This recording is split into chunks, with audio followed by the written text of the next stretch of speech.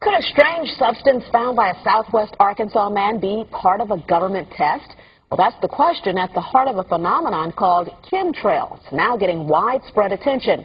Well, tonight, KSLA News 12 investigation reporter Jeff Farrell shows us the results of testing we had done about what's in our skies. It seemed like some mornings it was just crisscrossing the whole sky. It was just like a giant checkerboard. Bill Nichols snapped several photos of the strange clouds from his home in Stamps, Arkansas. They begin as normal contrails from a jet engine, but do not fade away like a normal contrail.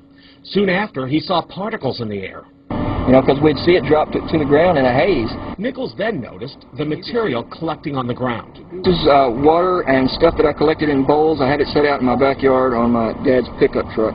KSLA News 12 had the sample tested at a lab. The results? A high level of barium, 6.8 parts per million, more than 3 times the toxic level set by the EPA. Armed with these lab results about the high levels of barium found in our sample, we decided to contact the Louisiana Department of Environmental Quality. They told us that, yes, these levels are very unusual, but at the same time, they added the caveat that proving the source is a whole other matter. Barium is a hallmark of other chemtrail testing, which even attracted attention from a Los Angeles TV station. There's already no shortage of unclassified weather modification programs by the government.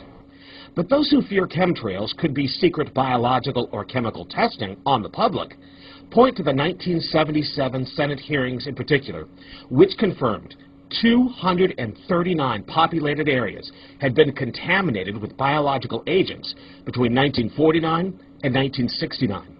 Later, the 1994 Rockefeller Report concluded hundreds of thousands of military personnel were also subjected to secret biological experiments over the last 60 years. But could secret testing be underway yet again? I'd rather it be something inert and benign, you know, something that's, you know, not causing any damage, but I'd like to know what it is.